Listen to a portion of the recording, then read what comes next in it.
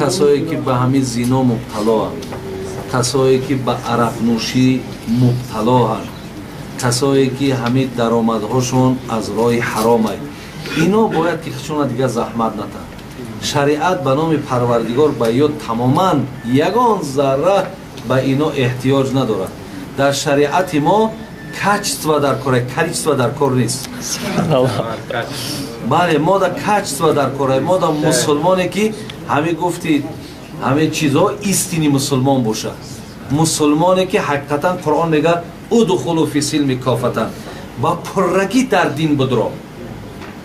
اینه که برادر هم نماز هم زنا، ببینید هم نماز هم عرق فروشی، هم مثال زنا هم عرق نوشی، هم دیگر اخی تماما یک مسخره در دین است، یک مسخره در دین می شود. از همین خاطر بسیار با یک پهلوان ما در جمعهمون حکایه میکردیم از قزوین ایران، ایرا مثنوی حکایه میکنم. میگه وقتی که رفت میگه گوشتینگیر بوده است، پیش یک نکال کزن رفته سوزنزن گفته است که انا میخوام که در همین پشتی من صورت یک شیر بزنی تا که مقصد همه آدمی که با من گوشتین میگیره حریفم. هیچ خیلی وقتی میبینن دستا پولی صورت پشتا صورت اکی همه حیبت داره که خب همه حیبت دمه پیدا شد. خیلی سوزنزن اکو پول میگیره برای فرقش چی ہوتی؟ بعد میگه گفت مقصد با شکم بزن. گرفت سوزن او بعد زد که دوای این مرده که گوشتینگیر برآمد. او که از کجاش سر کردی؟ گفت از سرش سر کردم، ای کلای شیر. او که ترکش که گفت شیر به کلا میشه، ای دیگه جاش بگیر. خیلی که با سوزن باز زد، ای دیگه از کجاش سر کردی؟ گفت ای دنبش، ای گو شیر به دنبا میشه، ای دیگه جا بگیر. خیلی هر گل میزنه، ای پشتش شیر به پشت میشه، ای شکم شیر به شکم میشه. بعد میگه سوزنزن دید که نه مقصد دید کمه. بعد میگه بر زمین زد سوزن آندم اوستا، گفت در عالم کسی را این فتاد، شیر بیگوش و سر و اشکم کی دید، این چونین شیر خدا کی آفرید. خب این مقصد ای یکمشی خیلی شیرها نیست. بعد گفت چون نداری طاقتی سوزن زدن، از چونین شیری جیان پس دم مزن.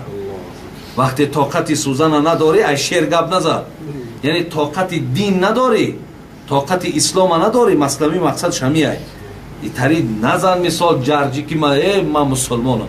مسلمان کسی است که تمام فرموده خدا را تابع می شود.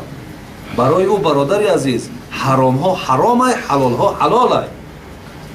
نداری طاقت همین را در کار نیست، برای زنا میکنی، برای مقصد چی بدبختی که میکنی کردن بگیر. جهنم خدا کلان پگه همه ما و شما پیش خدا میریم، پیش الله مهربان در راست میشیم برای این بدبختی هامان.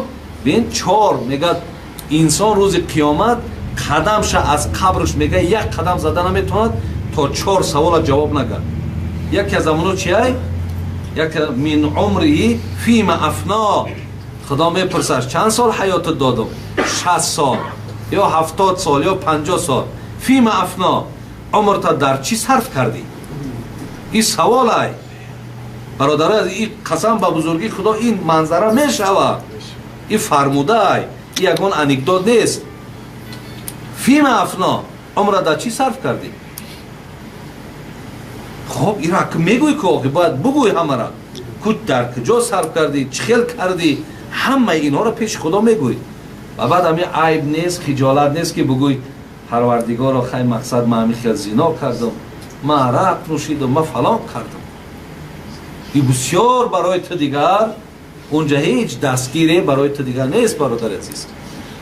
میگه حضرت ذوالجلال و الاکرام پرسد از شبهه و حلال و حرام، پرسد از ما چرا چنین کردی، این گناه کردی و آن کردی، تو که عبدی من که معبودم، امر و نهی که بر تو فرمودم، تو چرا برخلاف آن کردی، نفع خود را چرا زیان کردی، حد خود را چرا ندانستی در محلی که می توانستی.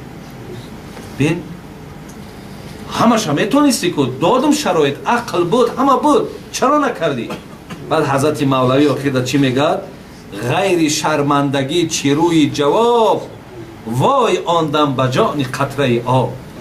وقتی خدا که این خیل راستت کرد و این خیل پرسید و این خیل خطابت کرد، مولوی میگه وای به حالت که چی میشه به سری تو. برای این برادره از اندیشه کنیم، به خدا قسم این دنیا بی صاحب نیست. محترم خداوند گاوی بی شاخبر نآفریده.